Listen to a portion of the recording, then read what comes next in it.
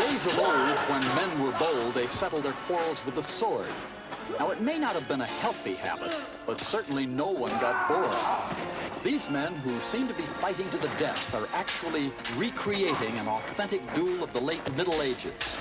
They're members of a group called the Romantics, a dozen young men who refuse to let the age of chivalry die. The prize is a lady's favor. She's not going to have much choice in the matter because one of the duelists must die.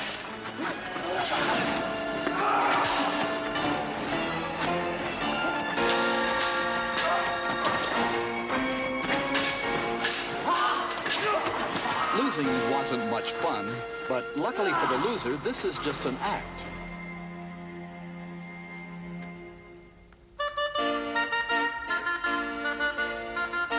For the winner, the prize is a rose. Now, for reasons we've lost sight of today, men used to fight to the death for such trifles.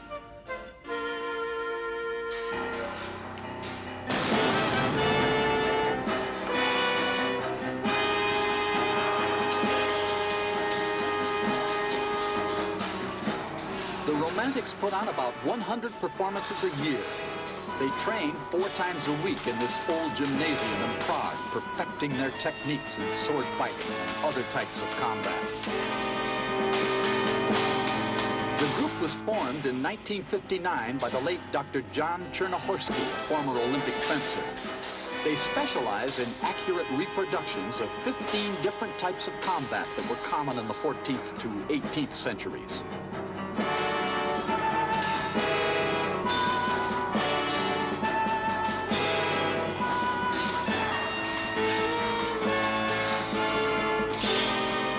Medieval knights wore heavy armor and used weapons that looked clumsy by today's standards. The weapons and costumes used by the Romantics are replicas, authentic in every historical detail. They also follow the original rules for each type of fight they reenact.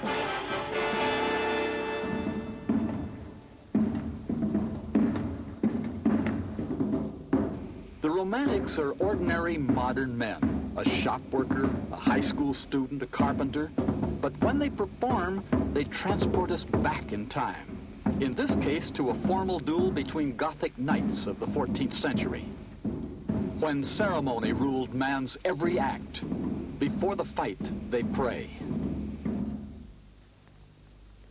Having made peace with God, they throw off their cloaks and prepare to make war with each other.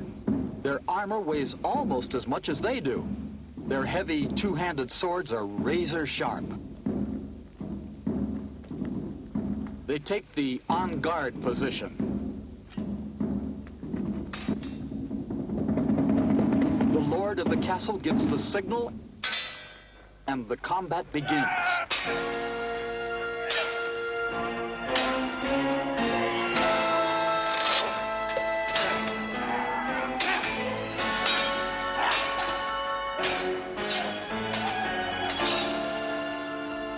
Their movements are slow and look awkward, but this fighting style is dictated by the heavy armor and swords. Quick moves are difficult and could lead to mistakes, and the slightest mistake could result in death.